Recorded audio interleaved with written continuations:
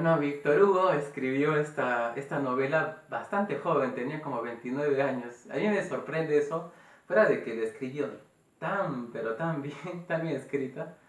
Me sorprende por todo el conocimiento que refleja que él tenía desde tan joven. Conocimiento de todo, de historia, hasta de cosas como místicas, si se puede decir, como la hermética, la alquimia y am, el orfismo y cosas así. Y qué más, de arquitectura, de mil cosas, es sorprendente. Pero el propósito por el que escribió Víctor Hugo esta novela, que él lo manifiesta, fue porque en su época, ¿no? En el siglo XIX, estaban demoliendo edificaciones antiguas de la época del Renacimiento y Edad Media, las estaban demoliendo para construir edificios modernos, gubernamentales, me imagino, ¿no? Como nuevas municipalidades, edificios más funcionales, y estaban demoliendo estas edificaciones que eran un tesoro para él.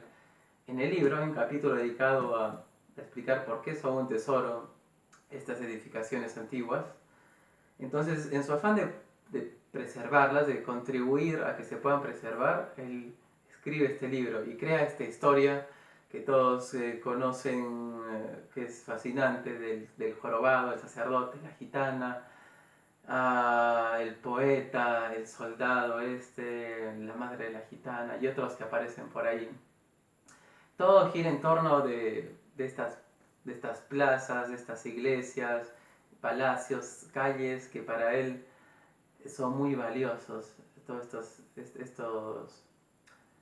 estas edificaciones, ¿no? Por ejemplo, la principal es, claro, Notre Dame, ¿no? Pero también hay otras que resalta en la obra.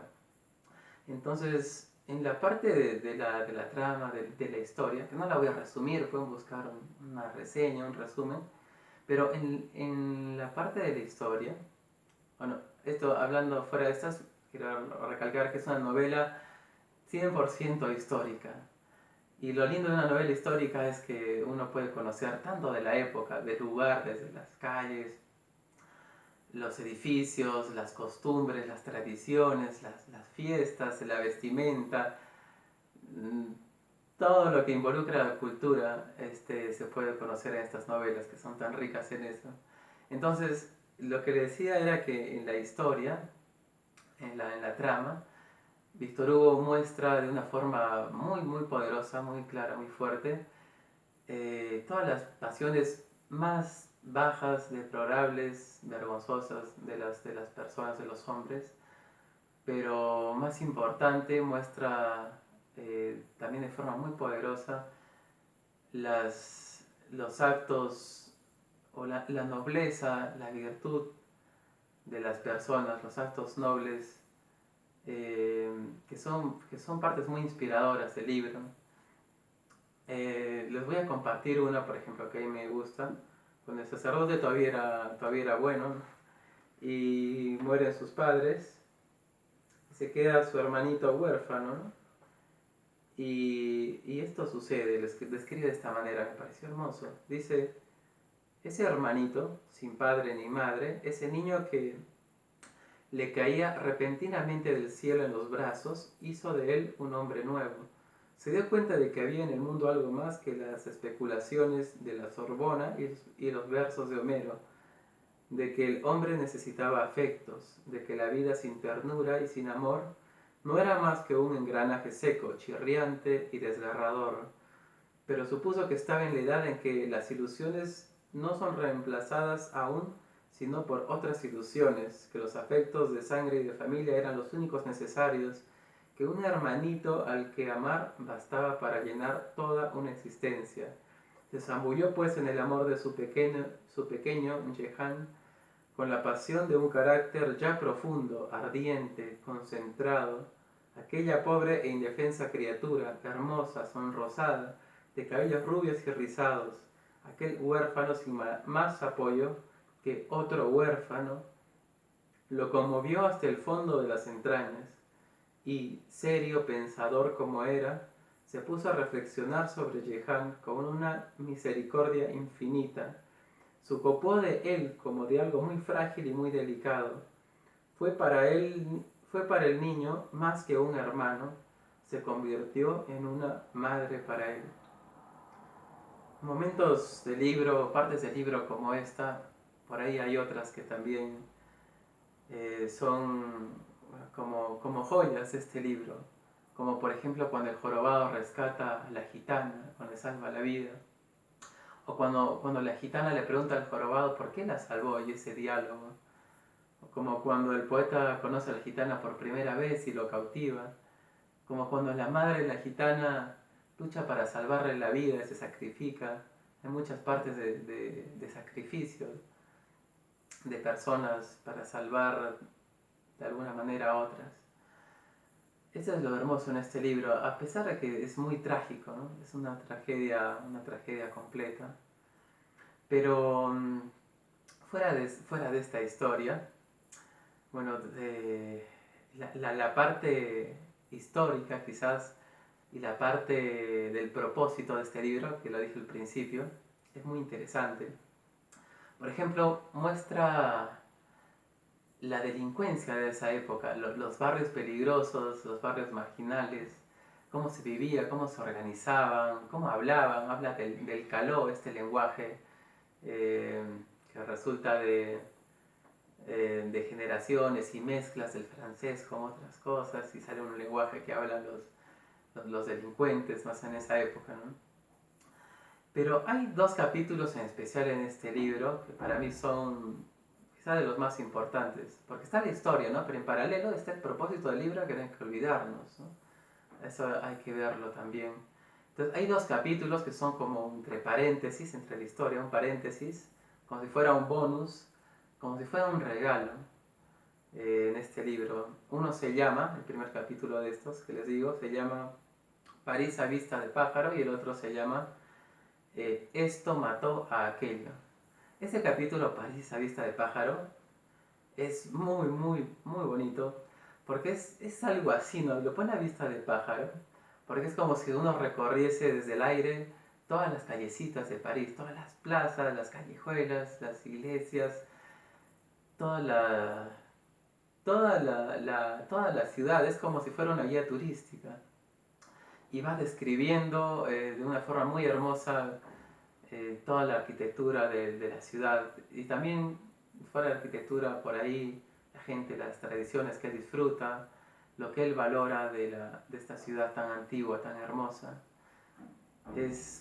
Sería lindo ir a París con esta guía y buscar esos lugares, ¿no? Obviamente que seguro quedan poquísimos en pie, pero sería fascinante hacer eso, porque la forma que describe algunas edificaciones con tanto detalle, como si fuera un guía turístico contando la historia de esta iglesia, de esta otra, toda la simbología que ocultaba esta, que tenía esta otra, es fascinante. Y termina este capítulo de una forma muy bonita que me gustaría compartírselos. Dice, sí, el último párrafo de este capítulo. Dice, normalmente, sí, desde acá, normalmente el rumor que escapa de París durante el día es la ciudad hablando. Por la noche es la ciudad respirando. En este caso es la ciudad cantando. Porque habla de una época de fiesta de París. La ciudad cantando. Preste atención, pues, a ese tutti de campanarios. Esparza sobre el conjunto el murmullo de 500.000 de hombres, el lamento eterno del río, los soplos infinitos del viento, el cuarteto grave y lejano de los 4 bosques dispuestos sobre las colinas del horizonte, cual inmensas cajas de órgano, amortigüe como en un medio tono, todo lo excesivamente ronco y excesivamente agudo, que tenga el carrillón central y diga si se sabe de la existencia en el mundo de algo más rico, más alegre, más dorado, más deslumbrante que este tumulto de campanas y tintineos, que esta hoguera de música, que estas 10.000 voces de bronce cantando a la vez en flautas de piedra de 300 pies de altura, que esta ciudad que no es sino una orquesta, que esta sinfonía que suena como una tormenta. Es hermoso cómo lo escribe, ¿no? Y todo el capítulo en realidad es así. tiene partes así, y toda la obra en realidad. Entonces, París a vista de pájaro. Me imagino que uno de los capítulos más importantes para él, por el propósito de escribir el libro. Y el segundo capítulo es muy interesante. Para mí fue como si fuera una clase magistral que da Víctor Hugo de este tema. El capítulo que les dije que se llama Esto mató a aquello. Con esto se refiere al libro, ¿no? Y con aquello se refiere a la arquitectura antigua. Entonces explica cómo hubo un cambio desde el Renacimiento con la creación de la imprenta en la arquitectura. Y es toda una clase de historia esto. Describe cómo desde el inicio de las civilizaciones los hombres, cuando no tenían escritura, el conocimiento que querían perpetuar para siempre, sobre todo el conocimiento que poseían los sacerdotes y los reyes, lo perpetuaban en la arquitectura, sobre todo en sus edificios religiosos. Entonces era tan simbólica la arquitectura, todos los tallados, estatuas y todos los símbolos que tallaban encerraban muchísimo conocimiento, que quizá había que ser instruido para poder interpretarlos. Y es una lección desde el principio, desde Stone Age, desde las rocas estas en Inglaterra, pasando por, bueno, no lo tengo marcado, pero escribe algunas en especial de Egipto, algunas especial de la India, incluyendo la de la Edad Media, como Notre Dame, ¿no? Y por ejemplo hay Nicolás Flamel, que era alquimista, y narra cómo participó en la construcción de algunas iglesias y toda la simbología de la alquimia que hizo que se tallase, ¿no? que se construyen en estas iglesias. Y cómo cambió todo esto desde la imprenta, que ya no era necesario, porque existían los libros, ¿no? Entonces ya no tenían que hacer este tipo de construcciones, y la arquitectura dejó de ser tan rica como lo era antes, tan compleja, tan llena de simbología. Entonces, los últimos edificios que quedaban en Francia eran del Renacimiento, de comienzos del Renacimiento quizás, y de la Edad Media. Entonces, era lo único que daba de esto, había que preservarlos y lo estaban destruyendo. Algo terrible, ¿no? Entonces, por eso escribe este libro. Pero este capítulo de verdad es fascinante. Es una clase magistral de Víctor Hugo de historia, la forma que él lo comprendió. Creo que fue el capítulo que más disfruté.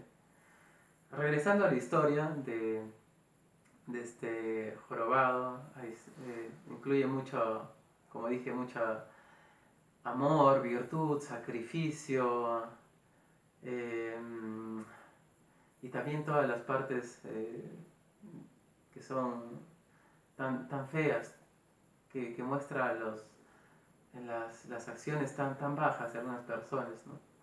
Pero como les dije, es una tragedia esto, ¿no? Y al último del libro, como es una tragedia, el único que queda de pie en la obra parece es Víctor Hugo, parado sobre esta obra monumental, ¿no? Y a pesar de que termina todo, o sea, que a pesar de que es muy trágico, uno se siente que ha aprendido mucho al leer esta obra, que se ha hecho mejor persona, que ha adquirido una perspectiva más amplia, una comprensión más amplia de la historia. eh, y para mí fue una experiencia muy enriquecedora, así que lo recomiendo muchísimo. Yo creo que esta Penguin tiene traducciones buenísimas siempre, ¿no? Entonces, claro que les recomiendo esta edición de Penguin, que es muy bonita además. Así que este es lo poco que puedo compartir de esta obra.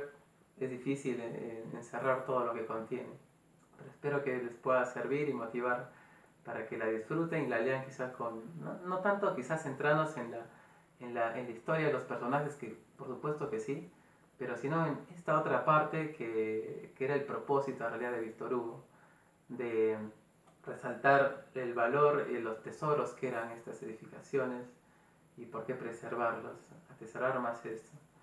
Así que esto es lo que quería compartir con ustedes.